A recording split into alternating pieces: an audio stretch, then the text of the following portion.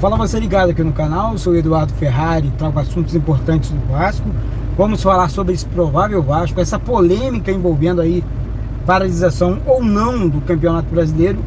Pedir ajuda do meu amigo Emerson Rocha, do canal Atenção Vascaínos. Ele mandou aqui um vídeo muito bacana, muito legal para você, torcedor, para você, torcedora vascaína.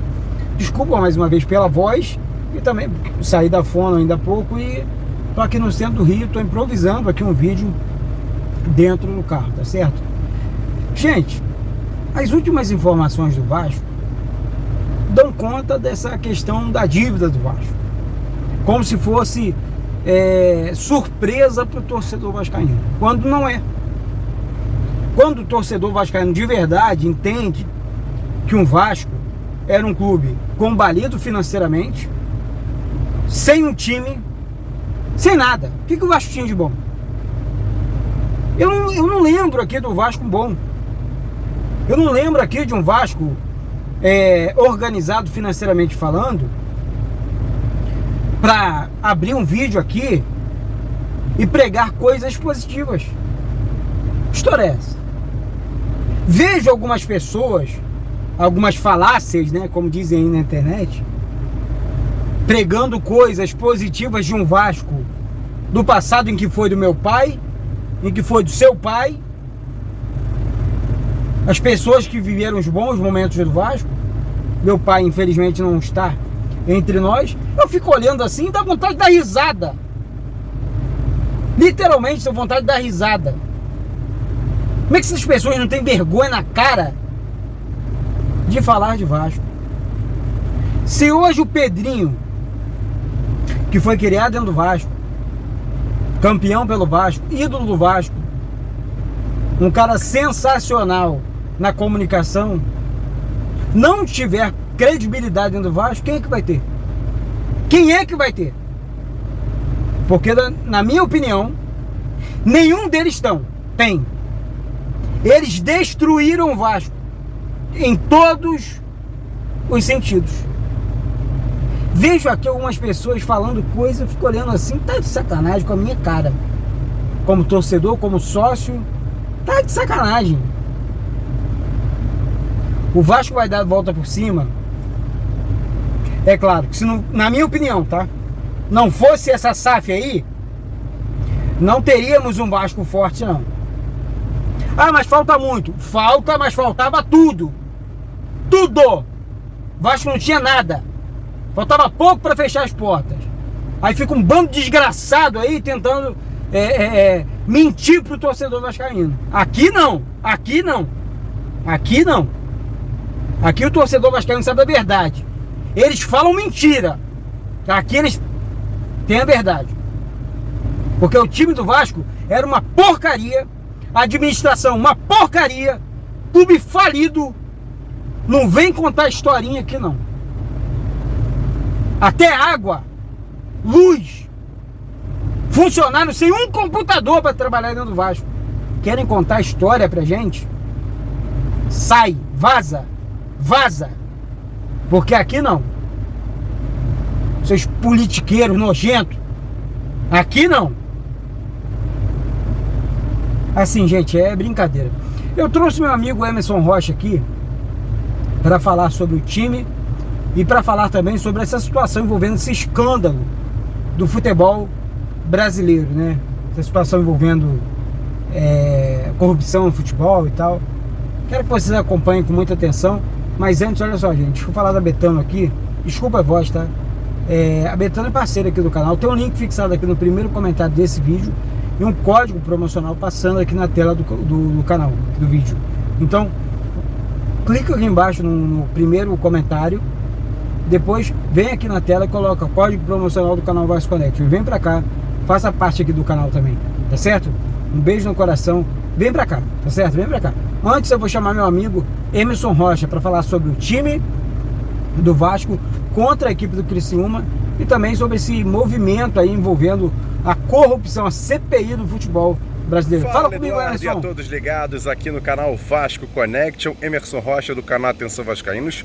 Hoje estou a trabalho aqui no Rio de Janeiro, na sede da Fundação Oswaldo Cruz, aqui na Fiocruz, em Manguinhos. Por isso, esse cenário aqui um pouco bucólico, de natureza, aqui no Parque da Fiocruz. Mas vamos falar um pouquinho sobre esse Vasco. Você está me perguntando sobre a questão do time em si, que vai entrar em campo contra o Criciúma no sábado, 4 horas da tarde, em São Januário, que vai estar lotado, todos os ingressos já vendidos. É lógico que na quinta, na sexta-feira, o torcedor que ainda quer comprar ingresso tem que ficar de olho, porque de vez em quando sai aquela carga extra para a galera poder comprar os últimos ingressos para conferir esse jogo que vai ser muito importante para o Vasco.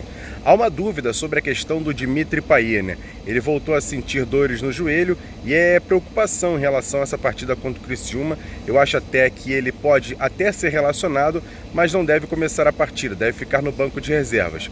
Com isso, o provável time do Vasco, para mim, deve ser o seguinte: Léo Jardim no gol, o lateral direito Paulo Henrique ou até mesmo o João Vitor. Eu acho até mais para o João Vitor, já que o Medel chega hoje ao Rio de Janeiro e deve ser o titular da zaga ao lado do Léo, com Piton na lateral esquerda. E aí ficaria João Vitor, Medel, Léo e Piton, os 4 jogadores defensivos. No meio-campo, eu acho que o Hugo Moura vai ser o titular ao lado do Sforza.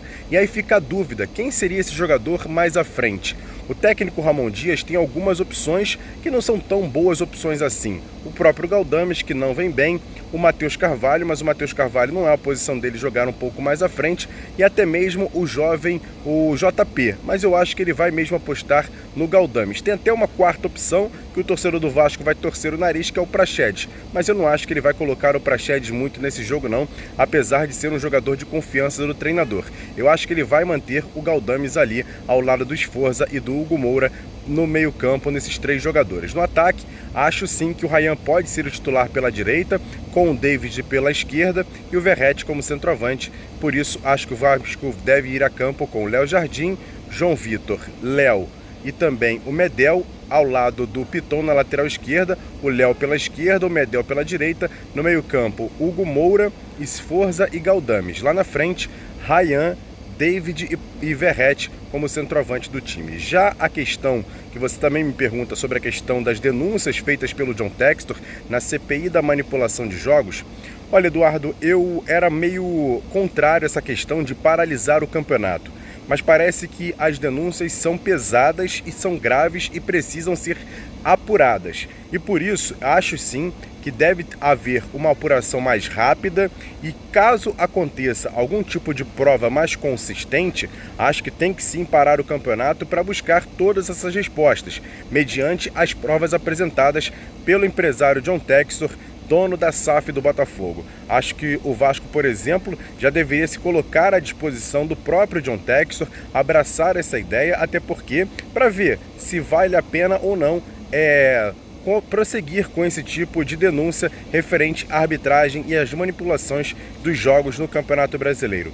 Tem um detalhe muito importante: acho que o Vasco foi muito prejudicado ano passado e deveria sim estar junto com o John Textor nessas denúncias, pegar o relatório que ele enviou para a CPI lá no Senado, verificar as 180 páginas e, se pelo menos verificar que há sim situações mais problemáticas, o Vasco deveria estar junto com o Botafogo nessa situação, porque é aquele negócio, como disse o próprio Jorge Cajuru, senador, presidente da CPI, não é só um caso para o Botafogo, é do futebol brasileiro. O John Textor apresentou provas de jogos envolvendo outros times e por isso acho que o Vasco tem que ser um braço pela lisura do futebol nacional. E por isso acho que o Vasco teria que estar junto e se essas provas forem contundentes, mesmo do jeito que estão todo mundo falando, acho que tem que sim paralisar o campeonato e aí buscar todas as respostas à lisura da competição e prosseguimento do Campeonato Brasileiro.